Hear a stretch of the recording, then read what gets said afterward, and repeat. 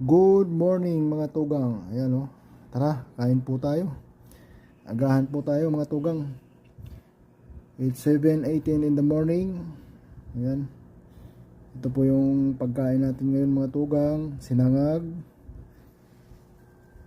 pritong isda, tsaka ampalaya, ginisa with itlog. Ayan o, sarap.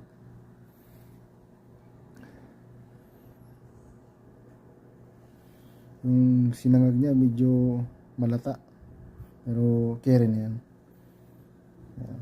Basta importante malagyan tayo ng pagkain kasi nagugutom na ang ating tummy. Ayan. Ayan o, sarap. Ayan. Thank you Lord sa binagkaloob yung pagkain ngayong araw. Tara, kain tayo mga tugang. Lapang na.